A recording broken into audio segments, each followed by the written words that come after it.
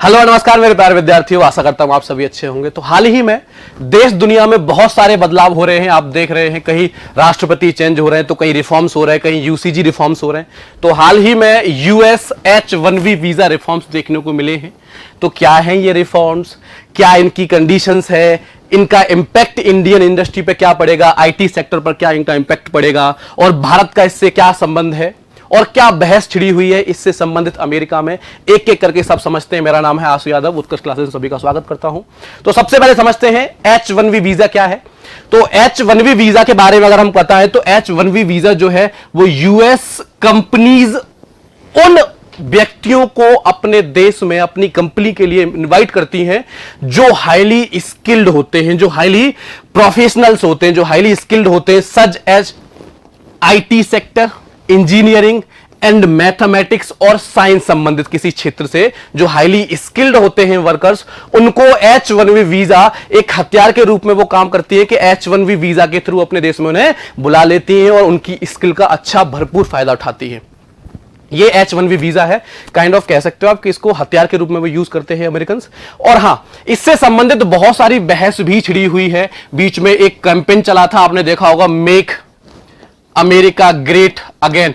हाँ, ये जो है ये आपके मिस्टर ट्रंप नेताजी जो हैं उनकी लाल आपने कैप देखी होगी, उस पर लिखा होता है मेक अमेरिका ग्रेट अगेन। उनका भी कैंपेन था यही। तो इसमें जो इसके सपोर्टर हैं वो लोग क्या कहते हैं कि भाई अमेरिकन को जो H-1B वीजा के थ्रू वर्कफोर्स आता है, H-1B वीजा के थ्रू जो लोग आते हैं वो अमेरिकन की नौकरियां खा जाते हैं, अमेरिकन की अपॉर्चुनिटी खा जाते हैं। तो इस पर बहुत बहस छिड़ी हुई है। देखते हैं क्या है इसका पूरा मैटर। इसमें एलोन मस्क क्या कहते हैं, इसमें रामास्वामी क्या कहते हैं, कि करके समझेंगे। तो H-1B वीजा की जो पात्रता है, एलिजिबिलिटी है, वो समझ लेते हैं। एलिजिबिलिटी का मतलब है कि एक यूएस, सबसे पहले तो यूएस एम्प्लॉयर, यूएस एम्प्लॉयर का मतलब है कोई यूएस की टेक कंपनी या कोई भी कंपनी आपको इनविटेशन भेजेगी। क्या भेजेगी? एक इनविटेशन भेजेगी, एक वैलिड जॉब ऑफर भेजेगी, और उसे ही हम स्पॉन्सरशिप भी कहते हैं, क्योंकि स्पॉन्सर्ड दिखाना यह बहुत जरूरी है। और आपके लिए क्या एलिजिबिलिटी है? Proof of a bachelors degree, bachelor degree का प्रूफ होना चाहिए। हाईली एक्सपीरियंस्ड जो भी आप या इक्विवेलेंट एक्सपीरियंस आपके पास डॉक्यूमेंट होना चाहिए या फिर डिग्री होनी चाहिए। ठीक है।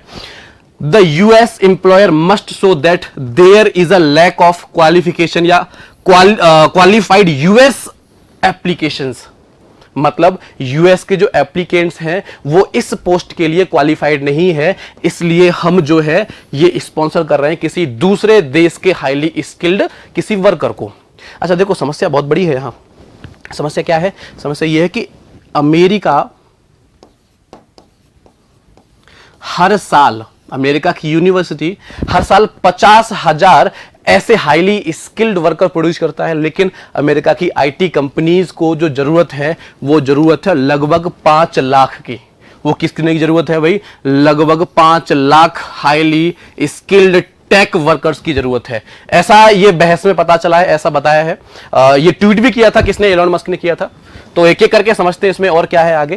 तो अभी आपको समझ में आया एलिजिबिलिटी क्या है। एलिजिबिलिटी मतलब एक जॉब ऑफर होना चाहिए, आपकी बैचलर डिग्री या उसकी इक्विवेलेंट कोई एक्सपीरियंस सर्टिफिकेट होना चाहिए, और यूएस गवर्नमेंट को यह दिखाया जाना चाहिए किसी यूएस कंपनी के द्वारा कि हमारे खुद के सिटीजन जो है, अमेरिका के सिटीजन इस पोस्ट के लिए एलिजिबल नहीं है। आगे समझते हैं इसके फीचर्स क्या क्या हैं, इसकी क्या विशेषता है। तो दे रखा है the H-1B visa is valid for 3 years. ये 3 साल के लिए वैलिड है और इसको 3 साल तक और एक्सटेंड किया जा सकता है। इसको 3 साल तक एडिशनली एक्सटेंड किया जा सकता है। In general the H-1B visa is valid for the maximum और 6 ईयर। अब 6 के बाद क्या होता है? 6 साल के बाद जो है वो फिर ग्रीन कार्ड के लिए अप्लाई कर देते हैं। और आपको पता है ग्रीन कार्ड में क्या लाइनें लग रही हैं भाई साहब, ग्रीन कार्ड में क्या हालत हो रही है आजकल, लोगों की लाइनें लगी पड़ी है, मिल ही नहीं रहा। सबसे बड़ी समस्या तो ये है कि जो अभी रिफॉर्म्स किए हैं इसमें जो मेन एजेंडा या कैंपेनिंग है मिस्टर ट्रंप नेताजी की, वो ये है कि जो भी H-1B वीजा के थ्रू वर्कर्स माइग्रेट हुए हैं या जो यहाँ काम कर रहे हैं, उन वर्कर्स के जो बच्चे होंगे उनको सिटीजनशिप नहीं दी जाएगी, या ग्रीन कार्ड होल्डर जो होंगे तब तक आप जो है उसका इंतजार करो। मतलब फॉर एग्जाम्पल मान लो मैं यहां से, मुझे किसी कंपनी ने स्पॉन्सर किया और मैं अमेरिका पहुंच गया H-1B वीजा के थ्रू, और वहां जाके मैं अपनी फैमिली ले गया, मेरे बच्चे का जन्म हुआ, और जन्म होने के तुरंत बाद वैसे ये माना जाता है वहां, यहां उनके कॉन्स्टिट्यूशन में दे रखा है कि कोई भी व्यक्ति जो भी अमेरिका की लैंड पर पैदा होता है, चाहे वो लीगल हो, इलीगल हो, इमिग्रेंट हो, असलम वाला हो, कोई फर्क नहीं पड़ता, उसको अमेरिका की नागरिकता दे दी जाएगी। लेकिन समस्या ये है कि अब H1B वीजा के थ्रू जो भी व्यक्ति जाएगा, उसके जो भी बच्चे होंगे या जिसके जो बच्चे जन्म लेंगे अमेरिका की धरती पर, उनको डायरेक्ट जो है सिटीजनशिप नहीं दी जाएगी। मतलब उनके बच्चों को वापस से, अब यार समस्या ये है ना कि देखो, उन बच्चों ने ना तो कहीं और दूसरे देश की नागरिकता देखी है, ठीक है, अमेरिका की नागरिकता मिलेगी ही नहीं, तो जाएं कहां? तो ये बड़ी समस्या फंसी हुई है। कोई बात नहीं, समझते इसके बारे में क्या है, ठीक है। There is no limit to the number of H1B visas that an individual can have in his life time. मतलब कितने भी लाइफ टाइम में ले सकता है H1B visa. H1B visa holders can see green card, वह ग्रीन कार्ड भी ले सकता है जिससे कि परमानेंट जो है वहां का रेजिडेंस हो जाए, ठीक है, और रीअप्लाई भी कर सकता है के लिए। लेकिन हाँ, ग्रीन कार्ड का बड़ा समस्या चल रहा है भाई साहब, आजकल बहुत समस्या चल रहा है। अब देखते हैं हो अमेरिकीज वीजा जो है, अमेरिकन वीजा क्या क्या है, अमेरिकन वीजा एक एक करके समझते हैं। कैटेगरी क्या है, तो सबसे पहले विजिटर वीजा के बारे में बात करेंगे जो कि बी कैटेगरी का है। पहला है B1 वीजा, जो कि विजिटर्स अटेंडिंग मीटिंग्स और कॉन्फ्रेंसेस जो अटेंड करने जाते हैं व्यक्ति, उनके लिए दिया जाता है। कोई भी व्यक्ति जो बिजनेस टूर पर जा रहा है, कॉन्फ्रेंस अटेंड करने जा रहा है, मीटिंग्स के लिए जा रहा है, तो वो B1 कैटेगरी का वीजा अप्लाई करेगा। सेकंड है B2 कैटेगरी का वीजा। ये उन व्यक्तियों को दिया जाता है जो एज अ टूरिस्ट जाते हैं, फैमिली को विजिट करने जाते हैं, या फिर किसी मेडिकल टूरिज्म के थ्रू जाते हैं, ऐसा ही है ना, या फिर वो किसी मेडिकल टूर पर जाते हैं, किसी ट्रीटमेंट के लिए जाते हैं, तो उनके लिए ये B2 श्रेणी का वीजा काम आएगा। अगला है स्टडी वीजा, जो कि F और M श्रेणी का होता है। इसमें F1 वीजा उनको दिया जाता है जो कि विद्यार्थी होते हैं, स्टूडेंट होते हैं एकेडमिक प्रोग्रेस में, ठीक है, किसी भी एकेडमिक प्रोग्रेस में, वहां के किसी भी प्रोग्राम में वो अगर एलिजिबल हैं और वहां एडमिशन लेते हैं, तो उनके लिए F1 कैटेगरी का वीजा काम करेगा, ठीक है। अगला है M1 वीजा, जो कि स्टूडेंट्स इन वोकेशनल और टेक्निकल प्रोग्राम्स, जो कोई छोटे मोटे प्रोग्राम्स करने जाते हैं स्टूडेंट, ठीक है, तो उनके लिए कौन सा जाएगा, M1 वीजा जाएगा। अगला समझते हैं वर्क वीजास, जो कि अभी हम बात कर रहे थे। तो वर्क वीजा की जो श्रेणी है वो है HLO&P। तो H1B वीजा तो आप जानते हो, प्रोफेशनल एंड हाईली स्किल्ड जो व्यक्ति होते हैं उनको अमेरिकन कंपनी स्पॉन्सर करती है अपने देश में, वो H1B वीजा कैटेगरी होती है। सेकंड जो है H2A वीजा कैटेगरी क्या है, तो H2A वीजा जो कैटेगरी है वो टेम्परेरीली एग्रीकल्चर वर्कर्स के लिए है, ठीक है। H2B वीजा जो कैटेगरी है वो है टेम्परेरीली नॉन एग्रीकल्चर वर्कर्स के लिए है, ठीक है। L1 कैटेगरी जो है employees transferring within the company to the USA, ठीक है। तो USA में जो कंपनी के अंदर एक दूसरी कंपनी में ट्रांसफर लेते हैं, उसके लिए कौन सा वीजा लगेगा, क्योंकि आपको पता है वर्क वीजा के लिए अमेरिकन कंपनी को स्पॉन्सरशिप देना बहुत जरूरी है, ठीक है। अगला है O1, जो कि individuals with extra ordinary abilities के लिए, जैसे मान लो मैथ ओलंपियाड या मान लो किसी भी देश का मैथ ओलंपियाड टॉप कोई व्यक्ति है, तो उसके लिए जो है O1 वीजा कैटेगरी में रखा जाएगा उसको, ठीक है। अच्छा, P1 कैटेगरी जो है वो एथलीट्स, आर्टिस्ट एंड एंटरटेनर्स और रिलीजियस लीडर्स के लिए ये वीजा श्रेणी इश्यू होती है, ठीक है। अदर वीजास जो है वो है T और U श्रेणी के, जिसमें T1 जो है victim for human trafficking, U1 जो है वो है विक्टिम ऑफ सर्टेन क्राइम्स। मतलब ये बेसिकली देख सकते हैं हम जो है ये असाइलम के लिए दिए जाते हैं, ठीक है ना। आई होप आपको ये समझ में आया होगा। आगे समझते हैं ऐतिहासिक संदर्भ क्या है, ठीक है। इसको हिस्टोरिकल कॉन्टेक्स्ट देखते हैं क्या है H1B वीजा, ठीक है। द इमिग्रेशन एक्ट ऑफ 1990, दो इमिग्रेशन एक्ट जो 1990 में अमेरिका के द्वारा लाया गया था, ये लाया गया था इसलिए क्योंकि अमेरिका में टेक्नोलॉजी बूम आने वाला था। जब टेक्नोलॉजी बूम आने वाला था तो इस सेक्टर को वर्कफोर्स की जरूरत है। किसको, IT या साफ हम कह सकते हैं जो है साइंस, टेक, इंजीनियर और मैथमेटिक्स सेक्टर को किसकी जरूरत थी, वर्कफोर्स की जरूरत थी, वो भी हाईली स्किल्ड, ठीक है। तो इसके लिए इसको लाया गया था। और शुरुआत में इनिशियल जो कैप था, शुरुआत में इसने लिमिट लगा रखी थी कितने, 65,000 जो है H1B वीजा इशू होंगे केवल। शुरुआत में इतनी उन्होंने कैप लगा रखा था, लेकिन लास्ट में इसको बढ़ा दिया गया, इंक्रीज कर दिया गया, और वो इंक्रीज कर दिया गया टेम्परेरीली कुछ एक समय के लिए 1,95,000। क्यों, क्योंकि उस समय उनकी टेक इंडस्ट्री बूस्ट कर रही थी, दिख रहा है वहां उनकी टेक इंडस्ट्री जो है वो बूम कर रही थी, और वापस से फिर से 65,000 जो है लाके रख दिया है वापस से फिर। लेकिन हाँ, 20,000 लोगों को वीजा एक्स्ट्रा दिया गया है। 20,000 लोगों को वीजा दिया गया है एडिशनली। किन लोगों को? वो लोग जो यूएसए में रहकर पढ़ाई कर रहे हैं और वहीं वो जॉब लेना चाहते हैं, उनके लिए 20,000 एक्स्ट्रा एडिशनली वीजा करने के लिए जो है कैप दे दिया गया है। आई होप समझ में आया होगा। आगे जो है हाल ही में क्या हुआ है, इसके बारे में कैसी बहस छिड़ी हुई है, तो भाई साहब बहस छिड़ी है एलन मस्क के एक ट्वीट के द्वारा। क्यों? क्योंकि आपको पता है जो अभी वहां कैंपेन चल रही है, कौन सी है? Make America great again. तो मेक अमेरिका ग्रेट अगेन के थ्रू जो कैंपेन चल रहा है उसमें बोला गया है कि अमेरिकन फर्स्ट। अमेरिकन फर्स्ट मतलब कहने का यह है कि वो ये अपोज कर रहे हैं कि H1B वीजा को बंद कर दो और जो भी स्किल्ड वर्कर्स की जरूरत है वो अमेरिका खुद प्रोड्यूस करेगा, वो अमेरिका खुद प्रोड्यूस करेगा। लेकिन एलन मस्क भाई साहब कह रहे हैं इसको लेके कि नहीं, ऐसा बिल्कुल नहीं करोगे। अगर समझदार हो तो एक कदम पीछे उठाइए सरकार, क्योंकि ऑब्वियस है मेक अमेरिका ग्रेट अगेन ये लोगो किसका भी था? ये लोगो आपके ट्रंप नेताजी का भी था, ऐसा ही है ना। तो एलन मस्क सबको ये सलाह दे रहे हैं कि एक कदम पीछे उठाइए, और अगर ऐसा नहीं करते हो तो मैं इसको बचाने के लिए वॉर तक छेड़ सकता हूं, ये एलन मस्क कह रहे हैं। और विवेक रामास्वामी भी इसको समर्थन दे रहे हैं। वो कह रहे हैं क्योंकि ऑब्वियस है एलन मस्क खुद जो है एक जो है इमिग्रेंट है जो कि H1B वीजा से आए हैं साउथ अफ्रीका से। अब देखो उन्होंने कितनी बड़ी कंपनी स्टैब्लिश कर दी। अमेरिका का सबसे बड़ा जो टेक सेबी पर्सन है वो एलन मस्क है। सबसे बड़ी कंपनी एलन मस्क की है, स्पेस एक्स, ठीक है, और टेस्ला, ये बड़ी बड़ी कंपनियां चला रहे हैं। ये भी तो एक इमिग्रेंट हैं, ये भी तो H1B वीजा से आए हैं।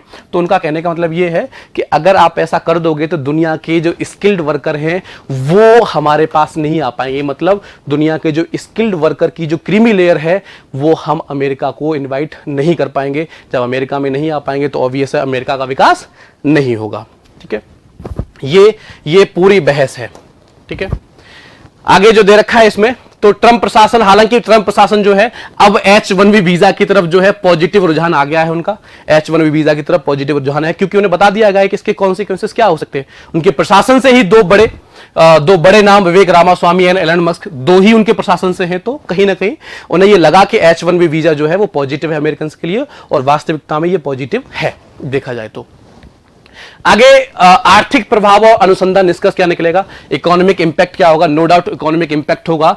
इकोनॉमिक इंपैक्ट सिंपल सा दिख रहा है कि H1B वीजा जो वर्कर्स हैं वो कंट्रीब्यूट करते हैं पॉजिटिवली टू द वेजेस, मतलब अमेरिका के जो लोग हैं उनकी वेजेस के लिए वो कंट्रीब्यूट करते हैं। इवन वहां देखा जाए तो इकोनॉमिकली जो है वो अपना कंट्रीब्यूट करते हैं, और इससे अमेरिका की इकोनॉमी भी बढ़ती है और उनके वर्कर्स की प्रोडक्टिविटी भी बढ़ती है of the native workers in the US cities. वहां के जो नेटिव वर्कर्स हैं उनकी प्रोडक्टिविटी बढ़ती है क्योंकि कंपटीशन बढ़ेगा।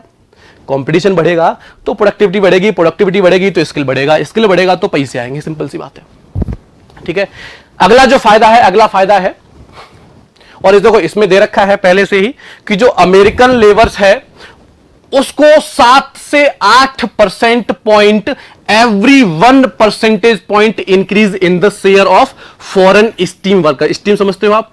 Science, tech, engineer and mathematics. मतलब कहने का यह है कि अगर स्टीम वर्कर दुनिया से कहीं से भी माइग्रेट होकर अमेरिका में जाते हैं, उनके 1% कंट्रीब्यूशन से ही उनकी 7 से 8% वेज बढ़ जाती है। किसकी? जो वहां के नेटिव वर्कर्स हैं। किसके द्वारा बताया गया है? इकोनॉमिस्ट हैं पेरी, इनके बारे में दे रखा है, क्या नाम है इनका?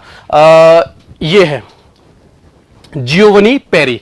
इन्होंने बताया है कि अगर बाहर से लोग आते हैं 1% भी उनका कंट्रीब्यूशन होता है बाहर से आने में, जो स्किल्ड वर्कर है उनकी वजह से यहां के नेटिव वर्कर्स की 7 से 8% वेज बढ़ जाती है। ये उनका एनालाइजेशन है और ये बिल्कुल सही बात है। ठीक है, अगला समझते हैं कि इनोवेशन और उद्यमिता में क्या है इसका मतलब, इसको क्या फायदा मिलेगा इससे। ठीक है, तो अध्ययनों से यह भी पता चला है कि H1B कर्मचारी अमेरिका में नवाचार में महत्वपूर्ण योगदान देते हैं। बिल्कुल सही बात है। जो वहां इनोवेशन होते हैं उनमें, अब खुद देख लो, सबसे बड़ा एग्जांपल एलन मस्क, कितनी बड़ी टेक कंपनी बना दी उन्होंने, तो यह भी तो एक इनोवेशन है। विश्व में अमेरिका नहीं, दुनिया में लोग अगर दूसरे प्लेनेट पर जा रहे हैं, फॉर एग्जांपल मार्स पर जा रहे हैं, तो अमेरिका खुद लीड कर रहा है उसको। किसकी वजह से? एलन मस्क की वजह से। तो ये भी तो एक H1B वीजा होल्डर हैं। और उदाहरण के लिए हार्वर्ड बिजनेस स्कूल है, इसका भी देखो, इसकी वजह से भी जो है दुनिया को फायदा हो रहा है। विलियम केर और अन्य लोगों द्वारा किए गए शोध ने अमेरिका पेटेंट दाखिल करने में कुशल अप्रवासियों की महत्वपूर्ण भूमिका बताई है। बिल्कुल सही बात है, इतने सारे जो है इनोवेशन हो रहे हैं तो ऑब्वियस है इसमें से लगभग 40% जो है वो बाहरी देश से आए हुए H1 वीजा होल्डर हैं, ये ध्यान रखें। ठीक है, तो ऑब्वियस है इसका फायदा होगा। अच्छा, 2025 में क्या चेंजेस हुए हैं वो एक एक करके समझते हैं, जो कि आपके इंप्लीमेंट होंगे 17 जनवरी 2025 से ये इंप्लीमेंट हो चुका है, जो रिसेंटली चेंज हुआ है इसके ड्राफ्ट में। और वो क्या चेंज हुआ है वो देख लेते हैं। बढ़ती हुई विशेष व्यवसाय आवश्यकताएं, मतलब व्यवसाय में जो आवश्यकताएं बढ़ रही है उनके हिसाब से जो कैपेबिलिटी है, फॉर एग्जांपल अगर कैंडिडेट की जो डिग्री है उस डिग्री के साथ साथ उसको स्किल्ड भी दिखाना पड़ेगा, एक्सपीरियंस भी दिखाना पड़ेगा, और दोनों का रिलेशन क्लोज होना चाहिए। ये बहुत जरूरी है क्योंकि यहां फर्जीवाड़ा न हो। अगला है smoother transition for F1 visa holders, मतलब जो F1 वीजा होल्डर्स हैं जो कि अमेरिका में रहकर पढ़ाई कर रहे हैं उनके लिए H1B वीजा स्मूथ लेना हो जाएगा, उनके लिए लेना बहुत ही सिंपल हो जाएगा। एक तो ये उन्होंने जो है चेंज किया है रिसेंटली पॉलिसी में। ठीक है, और क्या चेंज किया है, जो विशेष कैप है, मतलब विशेष कैप का मतलब है कि कुछ स्पेसिफिक लोग हैं उनके ऊपर कुछ टैक्स या फिर कोई खास नंबर्स लगा रखे हैं कि इतने नंबर ही इस कंपनी में जाएंगे या फिर इतने नंबर ही इस अमेरिका देश में आएंगे, तो उनमें भी छूट दे रखी है, उनमें भी कुछ रियायत दी है। स्ट्रेंथन कॉम्प्लियंस मीजर्स, जो वहां के जो मीजर्स कॉम्प्लियंस मीजर्स हैं उसको और स्ट्रेंथ कर दिया, उनको और कड़ा कर दिया है। क्यों? उसमें पता चलेगा लेबर कंडीशन एप्लीकेशंस को दिखाना पड़ेगा किसी भी H1B वीजा होल्डर को जो अमेरिका में रह रहा है, उसको यह दिखाना पड़ेगा। क्या दिखाना पड़ेगा? कौन सा एप्लीकेशन दिखाना पड़ेगा? लेबर कंडीशन एप्लीकेशन दिखाना पड़ेगा। किसको? डिपार्टमेंट ऑफ होमलैंड सिक्योरिटी को, जिससे यह प्रूव होगा कि ये लीगल नहीं है, लीगल आए हैं और ये अपना काम बहुत अच्छे तरीके से कर रहे हैं। देखो, एम्प्लॉयर्स लीगल आईडी। ठीक है, आई होप समझ में आ गया होगा सभी को। अच्छा, और USCIS ये एक ऐसी एजेंसी है जो H1B वीजा प्रोवाइड कराती है। ये कहती है कि बहुत इससे स्किल्ड वर्कर के लिए, जो भी स्किल्ड वर्कर बाहर से आएंगे उनके लिए प्रोसेस जो है बहुत फास्ट हो जाएगा, जिससे कि वहां बिल्कुल भी समय की बर्बादी नहीं होगी और अपना वो जो है स्किल अच्छे से दिखा पाएंगे। इवन F1 वाले भी इसमें एलिजिबल होंगे। आई होप समझ में आ रहा होगा। ठीक है, अच्छा, implications for US tech leadership. Implications क्या है इसके? इंप्लीकेशंस क्या है? The strategic use of H1B visa is crucial for maintaining America's lead in global technology और इनोवेशंस। बिल्कुल सही बात है। H1B वीजा से हाईली स्किल्ड वर्कर बाहर से आते हैं, हाईली प्रोफेशनल बाहर से आते हैं, जो कि अमेरिका की तरक्की में योगदान देते हैं अपना। ऑब्वियस है, इनोवेशंस होते हैं। ठीक है, उसके बाद जो है अमेरिका में जो कंट्रीब्यूशन होता है, खुद आप देखिए जो सिलिकॉन वैली है, सिलिकॉन वैली जो है अमेरिका की, उस सिलिकॉन वैली में आज भी 45% जो स्टार्टअप होते हैं वो H1B वीजा होल्डर्स रखते हैं, या फिर बाहर के लोग जो कि अमेरिका में इमिग्रेंट हुए हैं या अमेरिका में जिनको लाया गया है H1B वीजा के थ्रू। आज भी 45% जो है स्टार्टअप्स सिलिकॉन वैली में किसके द्वारा किए जाते हैं? जो H1B वीजा होल्डर्स हैं। ठीक है, आई होप समझ में आया होगा। By attracting top tier talent, क्योंकि ऑब्वियस है H1B वीजा जो है वो टॉप टायर टैलेंट को अट्रैक्ट करता है। भारत के जो छटा हुआ टैलेंट है, क्रीमी लेयर हम कह सकते हैं, इसको अट्रैक्ट करता है US में, और हाई लेवल जो है, हाई लेवल पे उन्हें दिया जाता है। और जैसा कि अभी आपने देखा होगा, अभी जो पेरी इकोनॉमिस्ट है उन्होंने बताया था कि हाई लेवल पे तो दिया जाता है, ऑब्वियस है, इससे वहां के नेटिव्स को भी फायदा होता है 6 से 7%। आई होप समझ में आया हो सभी को। ठीक है, अच्छा, भारत के लिए H1B वीजा का क्या महत्व है? तो सबसे पहले महत्व आपको दिख रहा है, इकोनॉमिक इंपैक्ट होगा भारत पे, उसके बाद स्किल डेवलपमेंट होगा। सर, स्किल डेवलपमेंट कैसे होगा? कि जो भी व्यक्ति भारत से H1B वीजा के थ्रू जाएगा अमेरिका में, वहां सीखेगा, वहां का इंटरनेशनल लेवल की जो सबसे बड़ी टेक कंपनी वहां रहेगा, वहां सीखेगा, और जब वापस से भारत में आएगा तो कुछ न कुछ उसका स्किल और भी इनहेंस हो जाएगा। जो वो इनहेंस जो स्किल है वो भारत के वर्कफोर्स के लिए काफी सही रहेगा। अगला है, इसमें और क्या फायदा होगा भारत के लिए? एम्प्लॉयमेंट अपॉर्चुनिटी होगी। इट प्रोवाइड्स इंडियन प्रोफेशनल्स, इसकी वजह से इंडिया के जो प्रोफेशनल हैं उनको और अच्छे से अपॉर्चुनिटी मिलेगी, क्योंकि रिसेंटली अभी इसमें जो है बदलाव किए गए, जिससे कि वहां जाएं, अपना करियर जो है वो बूस्ट करें अच्छे से। ठीक है, अच्छा, कल्चरल एक्सचेंज होगा। मतलब क्या है कि यहाँ का कल्चर और वहां का कल्चर जो है आपस में एक्सचेंज होगा, है ना। The visa foster culture exchange and strengthens ties between India and the US, promoting better understanding and collaboration between the two countries. अगला क्या है, इनोवेशंस एंड ग्रोथ. बिल्कुल सही बात है, इनोवेशन भी होगा, ग्रोथ भी होगी. Indian professionals in the US often contribute to innovations and technological advancement which can have a positive impact on global market including India. बिल्कुल सही बात है. भारत के जो टैक्स है, भारत के जो है जो टॉप के जो टेक जो है स्किल्ड वर्कर होंगे, वो जब जाएंगे भारत से अमेरिका में, तो वो कुछ ना कुछ इनोवेशंस करेंगे जिससे कि दुनिया, देश और भारत का भी नाम होगा. ऑब्वियस है, सकारात्मक जो है प्रभाव पड़ेगा इसका. ठीक है, आगे समझते हैं H1B वीजा की चुनौतियां क्या क्या हैं. H1B वीजा की चुनौतियां ये हैं कि स्ट्रिक्ट कोटा कर दिया है, नंबर ऑफ जो है स्पेसिफिक नंबर दे दिए कि इतना ही कैप रहेगा, इससे अधिक लोग नहीं आ पाएंगे जो है किसी भी देश से अमेरिका में H1B वीजा पे. अनसर्टेनिटी एंड पॉलिसी चेंजेस, क्योंकि इसको लोके जो है अमेरिका में अनसर्टेनिटी है, इसकी पॉलिसी जो है वो बदलती रहती है, तो इससे भी थोड़ी समस्या वाली बात है, ऑब्वियस है. अगला क्या है भाई चैलेंज, अगला है डिपेंडेंस ऑन एम्प्लॉयर्स. हाँ जी, जो कंपनी आपको एम्प्लॉय बना रही है, वो कंपनी आपको जो है क्या करेगी, वो आपका फायदा भी उठा सकती है. बिल्कुल ऑब्वियस है, क्योंकि वो आपको स्पॉन्सर करेगी.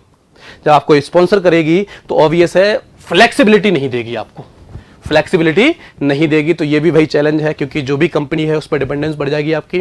Long wait time for green card, इसके लिए तो आपको पता ही, अभी बताया था हमने, ग्रीन कार्ड के लिए एक लंबी लाइन लगी हुई है, भयंकर लंबी लाइन लगी है, और इसको जो है डिफीट करना पॉसिबल अभी फिलहाल तो नहीं दिख रहा. और जैसे कि अभी अब सरकार सत्ता चेंज हुई है अमेरिका में, तो और दिक्कत हो रही है वहां के. ठीक है, अगला क्या है, अच्छा अगला है वे फॉरवर्ड. आगे क्या रास्ता हो सकता है बढ़ने का अमेरिका को लेके. तो बेसिकली देखा जाए policy advocacy, continued advocacy for more favourable H1B visa policy and higher quota can be help address the visa limitations. मतलब कहने का मतलब है जो एप्लीकेशंस आई हैं उन एप्लीकेशन के थ्रू कोटा या सिलेक्शन जो है अधिक हो जाएगा, तो ये इसके लिए फेवरेबल रहेगा. Skill development in India, skill development हो जाएगा, क्योंकि लोगों को दिखेगा अपॉर्चुनिटी बढ़ रही है बाहर जाने की, तो वो और ज्यादा क्या करेंगे, वो और ज्यादा स्किल पर काम करेंगे. तो ये भी फायदा हो जाएगा आगे बढ़ने का. आगे डाइवर्सिफिकेशन का मतलब है वो क्या करेंगे, जब लिमिट कैप लगा हुआ है H1B वीजा के थ्रू अमेरिका में जाने का, कुछ सिलेक्टेड लोग ही जा पाएंगे, सारे लोग नहीं जा पाएंगे, तो वो क्या करेंगे, वो अपॉर्चुनिटी भारत के बाहर भी देखेंगे और इंडिया में भी अपॉर्चुनिटी देखेंगे. क्यों, क्योंकि सारे स्किल्ड वर्कर तो अमेरिका में जा नहीं सकते. अगला है support networks, building robust support networks for the H1B visa holders can help navigate challenges. जो भी आपस में एक सपोर्ट जो है एक सपोर्ट सिस्टम बना लेंगे, क्योंकि ऑब्वियस है जो जा रहे हैं वहां वो एक दूसरे टच में होंगे, वो बता देंगे क्या चैलेंजेस हैं, कैसे चैलेंजेस नहीं है, इसके लिए असिस्टेंट प्रोवाइड कराएंगे वो. अगला क्या है और क्या हो सकता है इसका, investment in technology hubs. For example, जो भी व्यक्ति यहाँ से टेक सेवी जाएगा, हाईली स्किल्ड प्रोफेशनल जाएगा, वो क्या करेगा, कुछ ना कुछ इन्वेस्टमेंट करेगा, क्योंकि पैसे भी आएंगे, जब पैसे आएंगे तो इन्वेस्टमेंट भी करेगा वो. आगे निष्कर्ष की अगर बात करें हम, तो निष्कर्ष की बात करें तो ये जो है, this while it faces scrutiny and debate over its impact on the domestic workforce, the evidence suggests its overall positive effect. यह प्रॉपर पॉजिटिव इफेक्ट डालेगा. जो भी अभी स्क्रूटनी चल रही है, जो भी इसके बारे में डिबेट चल रही है, तो इस डिबेट में अगर देखा जाए तो H1B वीजा अमेरिका की इकोनॉमी और देश दुनिया की इकोनॉमी, इवन भारत की इकोनॉमी पर भी पॉजिटिव इंपैक्ट डालेगा. ये इसका निष्कर्ष है. और साथ ही में अगर हम देखें तो ये आप सभी के लिए एक क्वेश्चन है, जो विद्यार्थी आपने पूरा अगर देखा है वीडियो, तो ये आपके लिए क्वेश्चन है. आशा करता हूं आप इस क्वेश्चन को अच्छे से कर पाएंगे. एक बार देख लीजिए ध्यान से, मैं साइड हो जाता हूं. और इस क्वेश्चन का आपको जवाब कमेंट बॉक्स में देना है. बाकी मिलेंगे आपसे अगली कक्षा में. धन्यवाद.